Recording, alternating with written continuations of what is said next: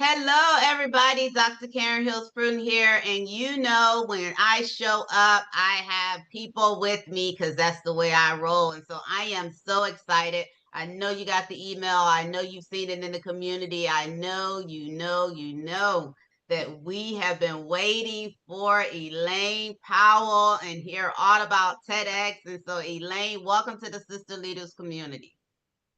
Thank you. Thank you so much. I'm very happy to be here. Thank you for inviting me. And I can't wait to share with you today, but also at the live event in October. So hello, if you haven't bought your ticket, where are you? Because we are going to be in person, 3D. You can touch me, I can hug you. We can have a little dance together. So hopefully I will see you there. Absolutely. So, Elaine, we're going to let you go right into your session because we want to make sure that you have all the time that you need to tell us all about TEDx. And so you can move right into your session. Okay, I will do that, and I'm going to share some slides with y'all. And as and when people come in, I'll see them extra, and we can see if they want to ask any questions. Okay, there's me in my breeding time.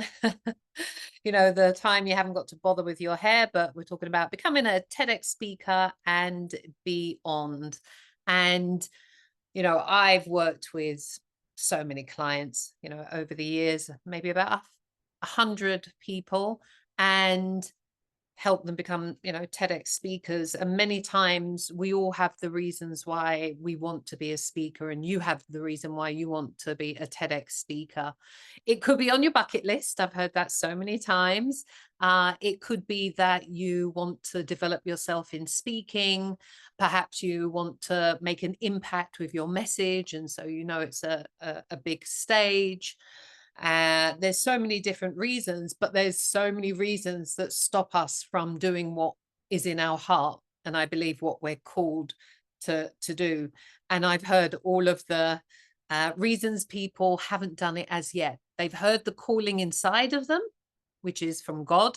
So listen. But when it comes to taking those steps, to go and become a TEDx speaker, I've heard it from, I don't think my idea is good enough. I don't have an idea. I'm not ready. I don't have enough time. What if I freeze on? Like, I've heard all the reasons and the excuses why people don't take that action to make it happen and fulfill on it. And whatever your reason is, and the thing I'd say to you is that whatever you're doing around this is potentially what you're doing around other areas of your life. So what comes up is fear, and can I do it, and am I good enough? And part of my job is to get all of those doubts and concerns and get them out the way. And it's for you to also see them for what they are and get them out the way and honor your word, because that's all we have is our word. If you said that you're going to do something, that you do what you say you're going to do when you say you're going to do it. And my little catchphrase is that you don't let your reasons and your excuses ever, ever, ever be bigger than your dreams. Can I hear a clang, clang, clang for that one? Drop the mic. Yes. And you got to catch yourself, because we all do it. I do it. We all do it. Obama does it. But it's catching yourself and being in that awareness. So as we go through the training today, I'll just be sharing, some of those things that my clients held them back, because you're not the only person, with that same concern, even around TEDx. Other people have had it, but what have they done to get themselves over the hurdle that now they're a TEDx speaker? Because it's not that they're smarter than you, or more, or they have more push, or they're more productive, or any of those things. You have that knowledge and you have that wisdom, but you've got your blocks that are stopping you from fulfilling on that. And your job is to see what are those blocks and to look at them in the light of day and just push them to the side and take action. So it's my little bit of, I get where you're at. Might not have thought about TEDx before. I get that too. But I'm here to empower you to take a step forward on one of the best things. Yeah, definitely one of the best things you'll do in your life, because it's not just about TEDx. So let's get into that. Here we're going to look at understanding the world of TED and TEDx, so that you understand the difference and some do's and don'ts, along with how to find TEDx applications. I'll show you the 5 pillars. We'll go through them. It's my proven system of how I have helped so many clients become TEDx speakers. And obviously, you're going to hear from clients along the way. And if you have any questions, I am here to answer them, whether it's here on this Zoom or it's in the Facebook group. But do ask questions, because the better the question, the better the answer, and you'll be able to move forward. I'm all about momentum. So let me tell you a little bit about myself. There's my mummy. I think I look like my mum there, same smile. She's St. Lucian and Scottish. And my dad, he's from Jamaica, and they came to England and had us 3 children. Can you guess which one I am? With plasters on my knee. I am the last child, so the reckless one who runs around screaming, full of life and energy, which I have gradually found again as I've become an adult. I've become more how I was as a child, which isn't that the ultimate? That we get back to how we were as children, but not with childlike thinking or childlike ways, but childlike way of being, that innocence, that like, yeah, no anxiety or worry or stress. So it's, I think the more you do personal development and the more you work on yourself internally, the more you're going to get things out of your way that will just have you just be grounded in truly, truly who you are, which is magic and miracles, because we're children of God. So how am I related to TED and TEDx? Obviously, I'm not an affiliate. I'm not endorsed by them. I just, in 2011, there was some riots, and I was doing public speaking workshops in schools in London. And the young people kept on saying time and time again, the reason the riots happened is because no one's listening to them. And then, they want to share their voice, but they're not feeling heard. So, I'm not condoning the way that they reacted, but it was the second biggest riots we had in the UK. So I said, okay, well, I'm all about solutions. Give me a problem. And I was doing a personal development course at the time. And I thought, oh, I had to do a project in the community. I'm very good at public speaking and I train it. And young people, I had this huge history of working with young offenders and going into schools and doing public speaking. I thought, fun. So that's what I did. I'm so not used to presenting while I'm sitting down. I think this has to go, so I can lean that up a little bit more. I think I'll come back. Yeah. Yeah, see, I'm such a speaker. I so need to stand. And we did the TEDx for 4 years. I think it was 3 years. We had 60 speakers, and I oversaw 8 speaker coaches, and I was a coach for Ladbroke Grove at the time. I think I'm too far away from this. Oh well, set up next time, and a coach. And then I jumped into the world of speaking, and I used to speak on communication skills, but my love, and that's my thing to you, is speak about what you're really, really passionate about. That your friends, when you start to talk about it, they're like, oh my gosh, here they go again. And I was so passionate talking about personal development and how we think and why we think how we think and why we feel these things. So I started talking about thinking. And I was, first of all, I was like, oh, I'm not a psychiatrist. I've just done a lot of personal development. That same thing that you might be thinking around TEDx, who am I to be talking on this?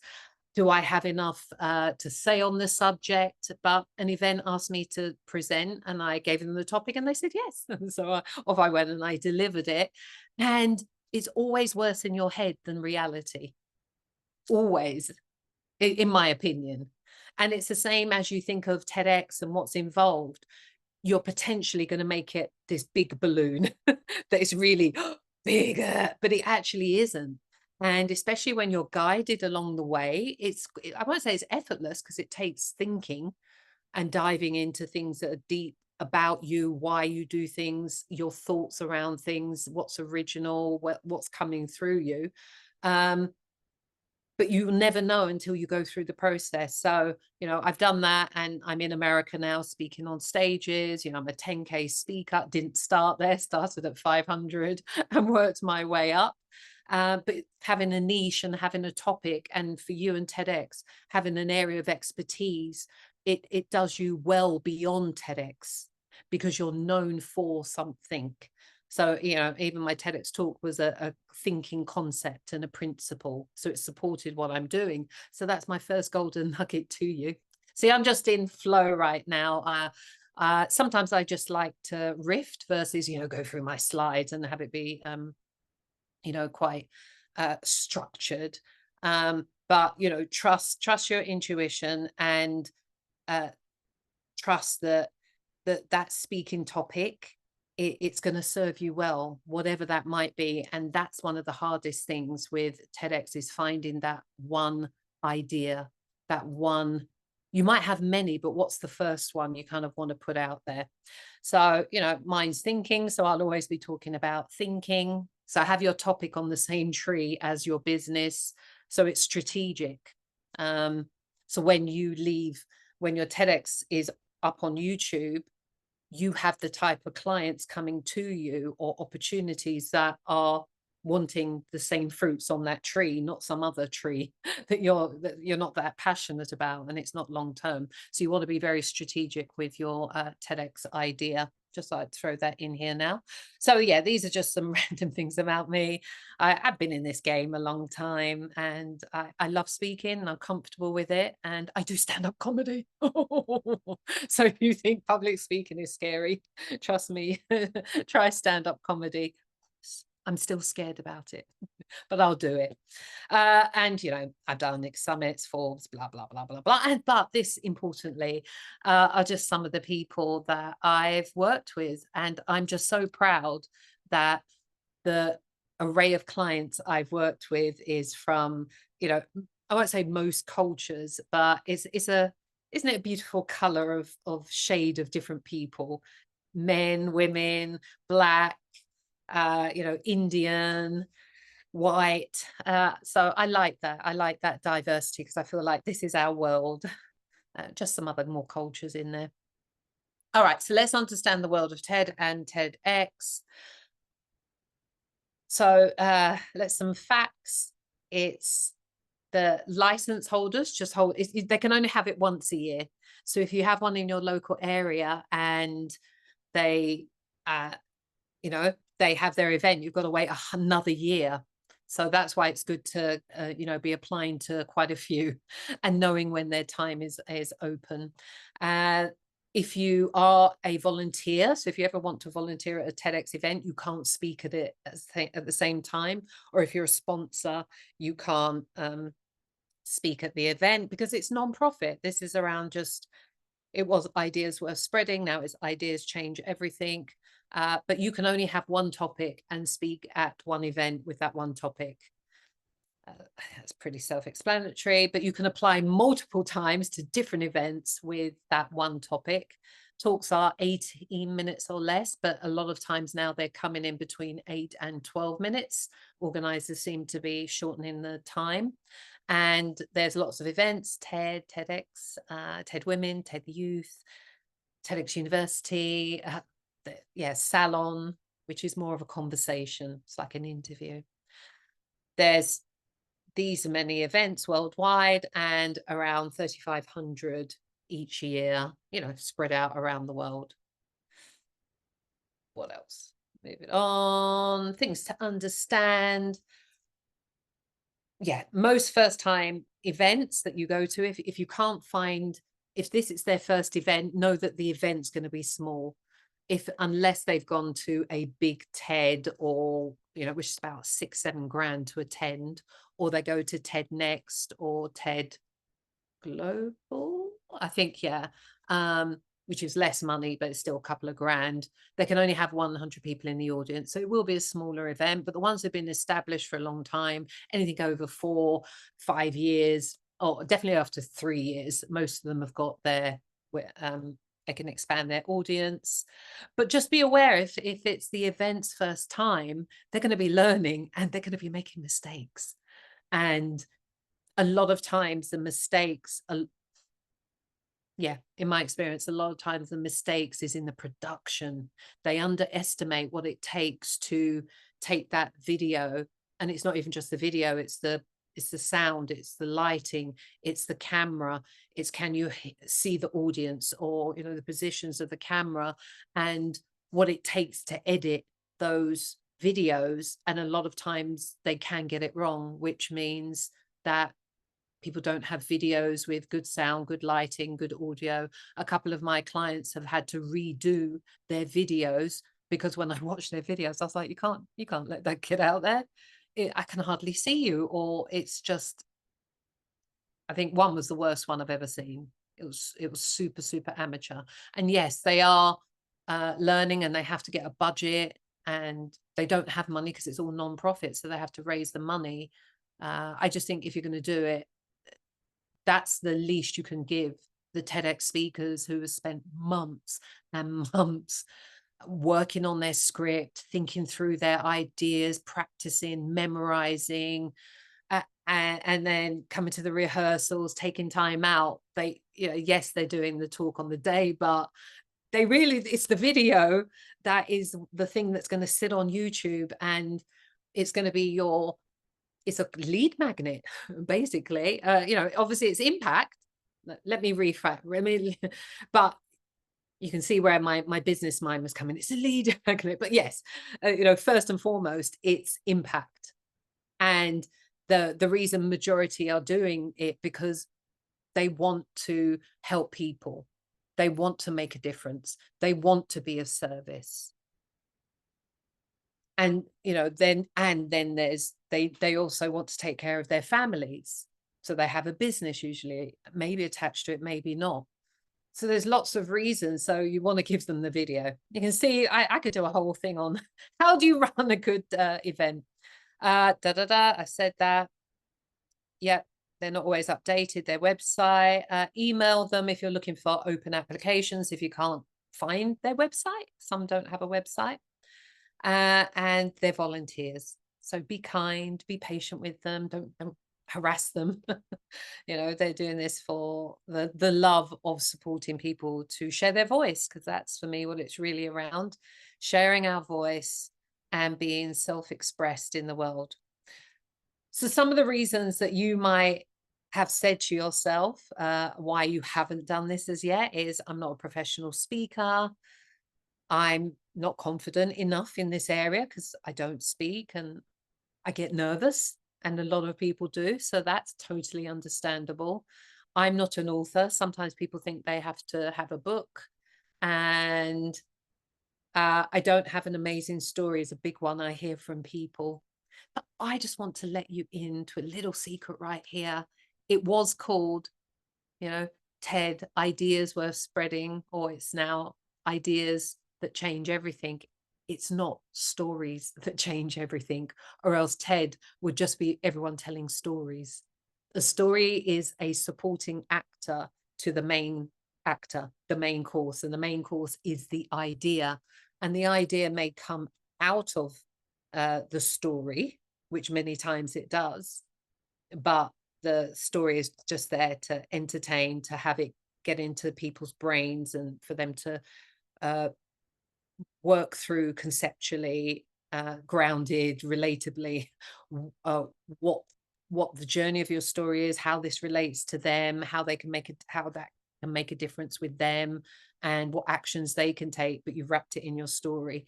So stories are amazing. So if you have one, yeah, good on you. So you might be thinking any of these, and none of the above. It might be something else, but none of these are true. as I've just spoken through it. They don't particularly like professional speakers like me because they think we're going to bring one of our canned or our signature presentations, and your talk has to be original. So they just want, so they think we're maybe difficult to work with at times. Who are you to coach me? You know, I'm not confident. I get it because it's a new thing, but we go through the cycles of learning with everything that we do, that we take on that's new. So you just got to know what those cycles are of the learning and know that you'll come to being proficient in it if you do it long enough. I'm not an author. That's fine. It's great if you are, but if you're not, that's fine. They're looking at the idea. I'm not good enough. Girl, man, guys. Yeah, I know I can tell you, yes, you are, and you'll hear it. And what's most important is you know about it yourself. You know that you're good enough in whatever you do. And for me, I know I'm good enough and you're good enough because I'm spiritual. I believe we come from the Almighty and we're just a representation of the spirit, the power, and so of course we are. You know who we come from. What? And then we have our doubts, and it's okay. It's okay. Just don't beat yourself up, but don't live in that space.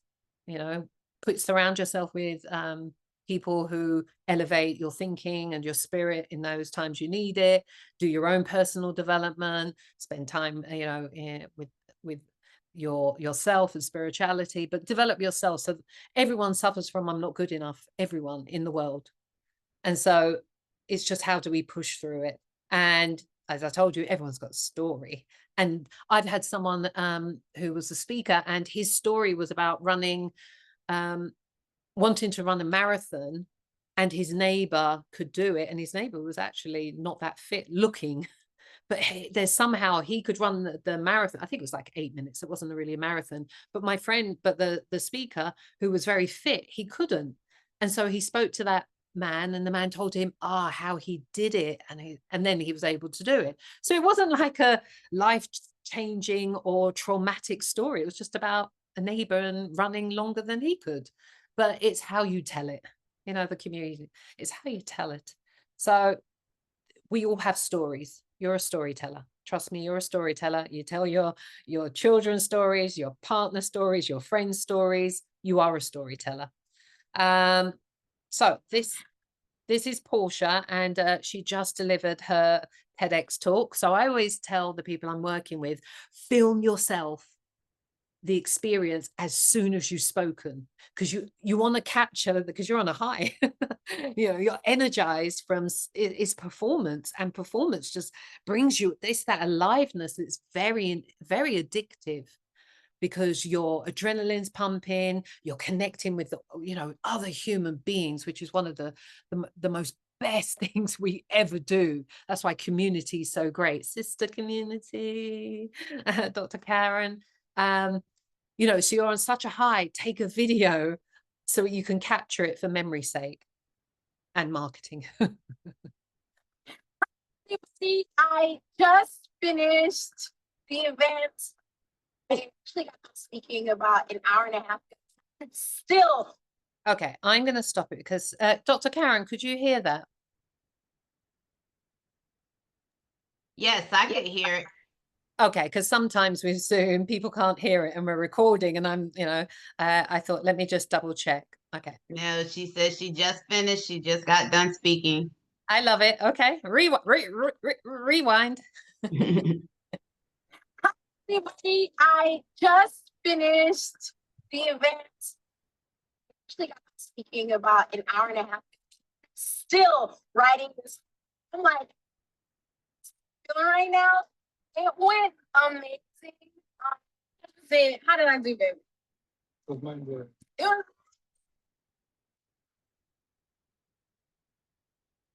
Like, this. It was sensational. All of the tips that Elaine gave me, but those tips weren't even at the front of my brain. It was like it was programmed in me to go slow, savor the pauses. I was natural with my body language. I made sure not to smile on the parts that I shouldn't be smiling on. She asked me when I started, well, before I started, when we had a clearing call, she asked me, what are the 3 things that you want to be? And I said, I wanted to be energetic, I wanted to be relatable. That's Grace, I was all the right. I love that. Yeah, I think it just says it all. And, you know, I really find that there's something about that going over that precipice of the hard work, because it is hard work, the thoughts, the deep thinking, the conversations, the feeling a bit lost at times in your idea, and the memorization and the practice. When you go over that precipice, there's something like your confidence it's gone up to the next level, and it really can't go back down again. It's like riding a bike. Once you ride a bike and you find balance, you don't come off balance again. It's how, you know, you're a different confidence level 10 years ago than you are now. And so when you do things that really push you outside your comfort zone, your confidence level just jumps up because you've pushed through whatever was there that was holding you back, and it doesn't hold you back as much. So that's why I want you to like take this on. All right. So in my world, this is my system. There's 5 areas you want to concentrate on, and it's not just for TEDx. TEDx comes under a umbrella of speaking, so it's just one of the spokes. We've got keynotes, we've got debating, all these other and I know TEDx is a platform, and you know, we've got other platforms that are big, but it's the speaking, it's the self-expression, it's knowing how to get yourself out the way so that things can come through you. Your wisdom can come through. You can be in flow, and you can't be in flow when you have too much going on inside your head. It's like playing a game of basketball. They're not in their head, they're just in there. And that's the same with presenting. It's learning how to get yourself out of the way, out of your head, and just be in flow, like I'm in flow with you now. But all these areas are areas in the world of speaking that you have to master and know how to work with it. So I'll go through it quickly so I won't forget. So with the ideas, your TEDx idea, it's a messaging in your speech. What's your core message? What's that core takeaway? What's the one thing you want people to really remember? And it's the same with TEDx. Then we've got the apply. You have to know how to pitch yourself in these application forms. It's the same in the world of speaking. You know, sometimes you're going to have application forms, but sometimes you have to pitch yourself in emails and conversations with the event organizers for the speaking world conferences. Sometimes with the TEDx, you have to have an interview with the panel, or sometimes it's 1 or 2 of them, might be in person, might be via Zoom. So the apply is the same as speaking, both worlds. Then you have the writing. They merge in order to write a TEDx talk, which is actually harder than no, I won't say is harder. It can a lot of times be harder than writing an hour keynote. You've only got 8-9 minutes to say what you need to say in such a short space of time. So I should see if I can get to some clients. I think I'll just whiz through to them because I don't need to go through the other slides. So you have to do that in both these things, performance ones as well. With TEDx, I always say memorize your talk because you don't want to go off tangent and then you forget where you're going in your train of thought. Whereas when you're speaking for 30 minutes or 45 or an hour, you just can know where you're going. You don't need to memorize it, and you can go off tangent because you'll come back to your same, but you can more freestyle. So, but the performance side of things is the same. And the leverage, how are you going to leverage this talk afterwards? How are you going to leverage your last speaking engagement so that other people can see it and see the impact and hear the message more? So you have to know how to leverage things, you know. So I'm going to move. Let's get to people.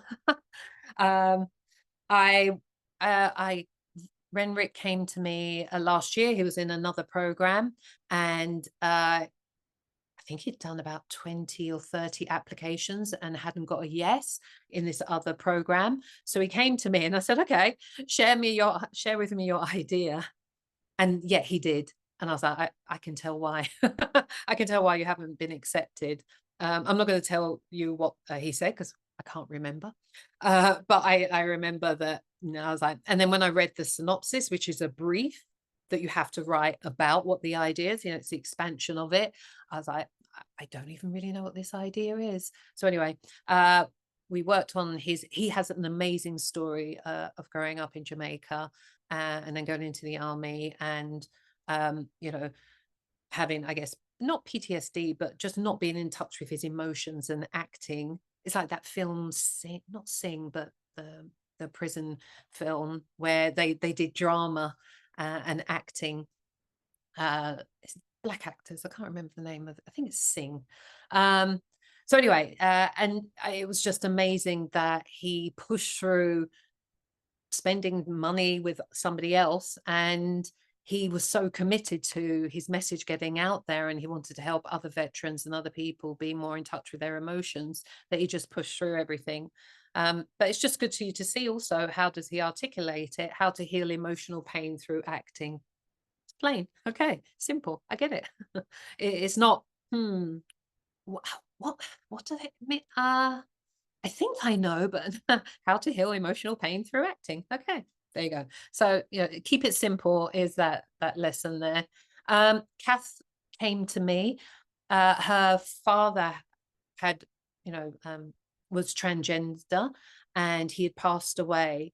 And so she wanted to do a talk around that of loss and pain. And even though she could have spoken about her father, sometimes you want to come at it from a different angle, not just the obvious angle. And what we saw was that a lot of times the person who's transitioned is supported, but usually, the family always isn't.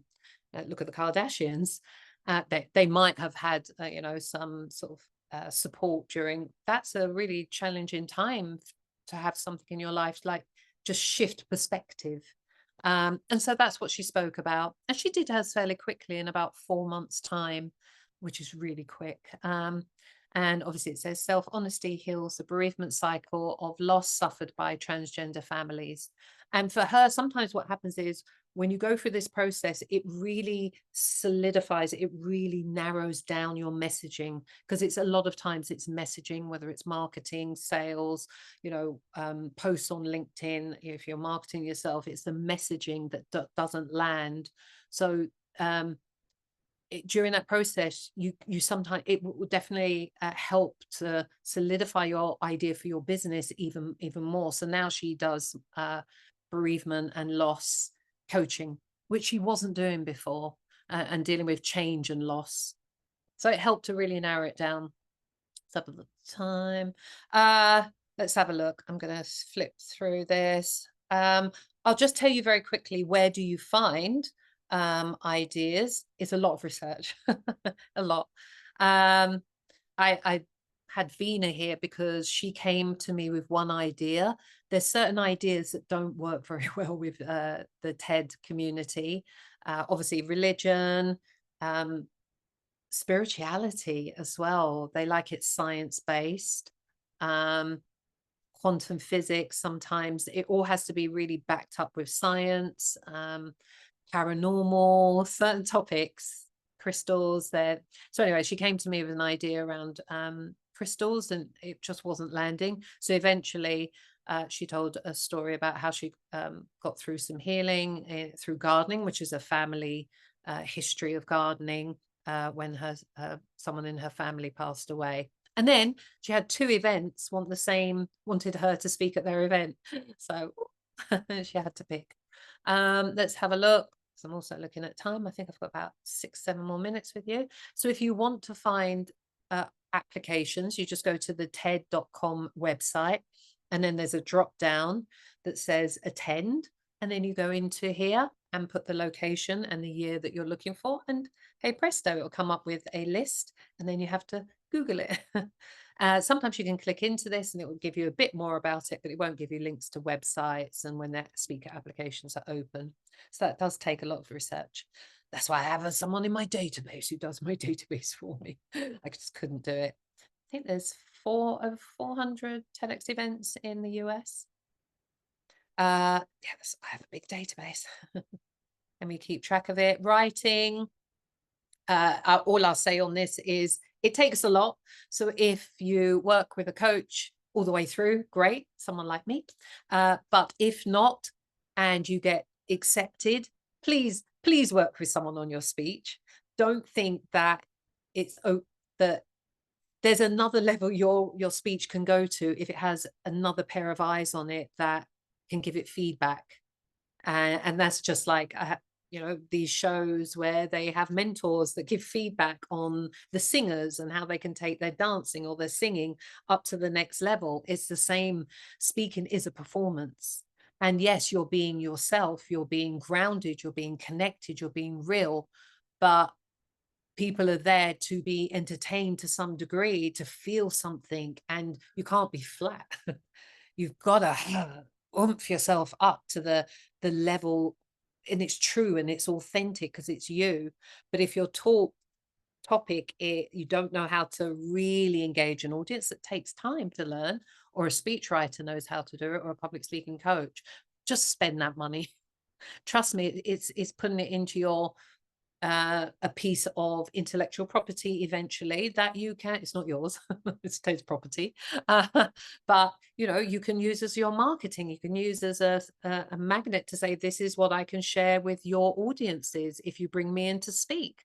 So many people get so many speaking engagements out of people watching like a starter, a 10-minute starter of your talk. So performance. A little story. I worked with the two women to the left in white, and they came to me 4 weeks before their TEDx talk, and they didn't have an idea. I was like, oh my gosh. Do you know, I'd never worked with anyone with that such a short time frame. Usually TEDx events average will give you 3, some will give you 4, 5 or 6 months to start the process and to write and to memorize and all of that and rehearse. These 4 weeks. So I was like, well, if you're doing it, you got to do it. You've got to put everything to the side, not everything, but most things, and really focus on it because it's going to take something. So I think it took us about a week to really solidify their idea that was worth spreading at that time. And then another 2 weeks of writing and editing and writing and looking at it and stepping back and listening to it and just thinking, oh, could I add some stats in there, and have I dealt with this objection that like looking at it from so many different angles, because it is a piece of artwork, it's a song, it's a dance routine, it's something that will touch your spirit and move you and transform you. It has the ability to transform you up to the next level. So yeah, and we did it. They memorized it, but when we got there the day before for the rehearsals, they gave us 45 minutes, and usually they're meant to, if they're organized, give everybody at least to be able to deliver 4 or 5 minutes of your speech so you can get comfortable with the stage. They had 45 minutes in total, and the woman in the flower, I was working with her as well, and all my ladies, this is how I train, were standing there and practicing, and I felt like a proud mother. And I had to go right to the back of the auditorium and take a picture because everybody else was just standing off talking on the right hand side. And I'll tell you what, the next day, that big TV monitor, they had a teleprompter, because they only had given people 4 weeks, and so they knew that the majority wouldn't have time to memorize it, and all my ladies didn't need the teleprompter because I was working the teleprompter for majority of all the other speakers. But my girls, so work with somebody, it's worth it. And Morella, the lady at the back with the blonde hair, her talk has got 500,000 views. Enas from the left has got 129,000 views. And then she went on to the news to represent asylum seekers and refugees, because that's what her talk was about, her journey. You know, Morella speaking, anyway, opportunities. So I think my time is kind of near, I think I'm nearly there with the leverage. And oh my gosh, I love this story about Ngozi. So Ngozi is one of my firecrackers. She came to me so full of power and let's do this, that energy, you know, that energy. And very quickly found her talk, as you saw, how to disrupt the absence of Black women leaders at the top of British business. And she already had a, you know, coaching therapy type of for women. I think for Black women, she was kind of niche in that way. Anyway, she did it really quickly. She did it in 3 months' time. And that's quick from idea to actually stepping on the stage, because it usually takes from 6 to a year to actually get the video. Anyway, suddenly a week after she spoke, she sent me this picture. I said, it's my Caribbean. What, where are you? And that week after, she got an invitation to go to Dubai to speak to 500 women. And I said, but you didn't tell me. She said, no, I just wanted to do it. But I knew that if I did my TEDx talk, I could definitely do this. And I love the fact, because she's such a firecracker, but this obviously, remember I said about confidence, your confidence goes up to the next level. Listen, when I tell you about Miss Ngozi, when I first started working with her, she had about 4,000 followers on LinkedIn. The woman now has 38,000. What a firecracker. So she found her voice and she found her niche. It really helped her to focus in on Black women and, you know, who are in toxic situations. So you get to choose how you leverage it afterwards, but it's yours to expand. Anyway, I think I'm coming to, oh yes, cap. So we looked at the world of TED and TEDx and how to find applications. I walked you through from my 5 pillars, obviously when I work with people in my group or one-to-one, the deep dive. And I have a free training, which I'll talk to you about at the end, that's happening next week. Obviously, I shared about my clients. Everyone has their challenges. That's what has us grow. That's what has us learn those wonderful lessons. What would life be without them? Pretty boring. And any questions that you might have in the Facebook group, I'm there because I'm in your group. And I will be with you along with the other speakers in October. And I think, yeah, should we just end on that beautiful picture of these beautiful people? It is beautiful. Isn't it colorful? It is. It is female heavy, though. I see a few guys. Is it 3 guys? 3 gentlemen? Yeah, I have more now, so I'll put a few more up there. Mr. Renrick isn't there, or Chuck. Good observation. But yeah, thank you for listening to this. You know, what I would say to you to close on this is you have so much of everything you need that's inside of you. And just put yourself in these environments that's going to keep on lifting you up, keep on reminding you, like the sisters, you know, network, other networks come to the event in October, because we have to keep on being reminded of who we truly are, because life can be really challenging at times. And it's mostly this, isn't it, Dr. Karen? Yes, absolutely. It's mostly ourselves and our thinking that holds us back. So I always say, I'll close. My closing to you is always trust your intuition. And it's an intuition that's not, it's not fear-based. It has calm to it, and it has peace to it, and it has a clearness in it. So when you hear it, listen. And if it's calling you, then whatever direction in your business, just take action, because that's the only way you're going to learn these beautiful lessons that God has put in our path for us to learn. We can't be scared of them. and know that you'll always swim. You really will. So thank you for listening to the presentation. I look forward to the Facebook comments and obviously seeing you in October. And I have a 3-part training. More of me. Do you think they can take more of me, Dr. Karen? Yes.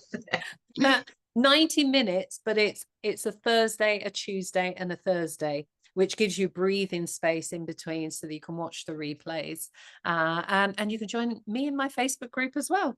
But yeah, I'll put the link, I'll share it with Dr. Karen or in the Facebook group, and I potentially will see you there. It's free, so come along and get even more TEDx. And I hope to see you on the stage very soon. Awesome. Make sure you give that to me, whatever form you have it, so that we can promote it in the community as well. Right after this, of course, we'll promote this, but if you have a flyer, graphic, or something for your I haven't class. been that organized. It will just Oh, okay. Well, whatever you have for me, provide it so that I can go ahead and provide. I do. I forgot. I've got a couple of Facebook ads, so yeah, I'll share those. Okay, yeah, but I do have 1 or 2 questions that maybe others might have that I have, and it could be my naivete, but it's still a question I have. And so, in terms of TEDx speaking, with us living in a society where we are multilingual, and we speak various languages, is there ever is there the option, if your primary language is something other than English, is there ever the option to give a TEDx talk in your primary language other than English? That was my one question. Well, no one has ever asked me that question. Yeah. Yes, I'm having to now search for that answer. So I love your originality with that question. Here, I think in English speaking countries, predominantly the US and the UK, all the speeches are in English, and a lot of other countries, whether it's in Holland or Spain or Italy, will sometimes have events that are just English. And then they'll have the sprinkling of their own language in there as well, if the whole event isn't just Greek or Turkish, which a lot of times it might be. I think in the English speaking, I don't know many that have people speak because the audience won't understand it. But I can't say if there hasn't been that instance.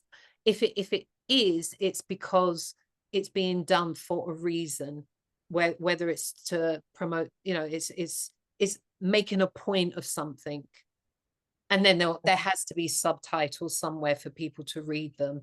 So that would be amazing as well to see that. Yeah, I think it would be, and I would be interested, because more and more, my background is human resources. So more and more I find that we have people that are multilingual, not even bilingual. They speak more than 2, languages. And depending on where they are at home, they speak a primary language predominantly, whatever that language is. And there's a large population of individuals who speak that language. And so depending on where the TEDx is being held, who is viewing it, it may be beneficial to have a speaker who speaks in whatever that language is, depending on the area that it's being held in. And so that's always been a question of interest of mine. And then one other question that I have. I just wanted to say, you're the only country I've seen, obviously I'm from England, that you have adverts that are just all in Spanish. We don't have that in England. Oh, if it was going to be it would be in Hindi, because there's so many Indians. So here it's Latin, it's Spanish, and in England it would be Hindi because we have so many Indians. Yeah, so that's interesting. So my second question is, I think I have the answer based on the different things that you've said in your training, but it appears that a candidate for a TEDx speaker can be from all different walks of life. It doesn't have to be any type of speaker that's positioned like 5 years, 3 years, whatever. It's because it starts with an idea. Yeah. So my question is, knowing that there are no prerequisites in terms of what type of speaker you are, is more focused on the idea, and then of course you would get the coaching and different things to get you where you need to be before you present it. What would you consider to be, I hate to use the term barriers, but what type of situations would one need to be going through that maybe they should abstain from applying for a TEDx at that particular time in their life, that would maybe they wouldn't put their best foot forward? Yeah, I would say that the main one, that one main that I come across, where I'm just, when I get on a call with them, to see if they want to work with me one-on-one or jump into one of my group programs, is when I hear that they just started their business or they're still thinking through their business. And I'm just, I tell them it's my opinion, but if you're just starting a business and you're only like 6 months into it, or even sometimes a year into it, both, you and I have been in it for years, and you're not attracting clients, and you need those clients because you also, have to have clients, and you have to have money because you have to pay your bills. Focus on that. Build your business. I think sometimes we give ourselves too many things to focus on, and then we're kind of shiny ball, giving out our attention and our time, which is finite, to these other things. So focus on building your business. So usually I won't take them on as clients and say, come back to me afterwards, because then you're not as anxious or worried, and I can't spend time on this because I have to make money. So they're one time, I think, focus. Okay, that's fair. So where can they find you online, Elaine? I think I'm on most platforms apart from TikTok dancing. No, I think I'm on TikTok, but I'm not on it, if you know what I mean. Usually LinkedIn, Instagram. I really like Instagram, even though not all my type of clients are there. It's just colorful, and I can hear people. Facebook now and again. I have a Facebook group that I've just started back up again. But yeah, just Google me or find my website, elainepowell.com. And yeah, there's always ways to reach me. Awesome. And so I would be remiss if I ended your segment without mentioning that Elaine will be one of several sister leaders hitting the stage on October 3rd and 4th at the Rivers Casino. Yes, we are back at the casino this year. I am excited. And so this year, our theme is her vision, her voice, her victory. And so we're going to have a good old time. We're going to share information. We're going to elevate our thoughts. We're going to educate one another. We're going to network with one another so we can increase our net worth, WORTH. And so I am excited. And so if you haven't visited the website, it's sisterleaderswithas conference.com. You can find out almost everything that you want to know about the conference is there. And as well as the area that is being held in, and accommodations that we recommend if you're coming in from out of town. And so look forward to seeing you. Make sure you stay connected to the community so you can hear more of individuals. But the goal is to, just like tonight, to find out what you need to find out about Elaine so that you can stay connected to her. So when she hits the stage in October, she will be one of the people that you say, I got to hear her. I got to hear her. And so that is the reason for the visibility. But other than that, I have nothing more to add. Thank you, Elaine.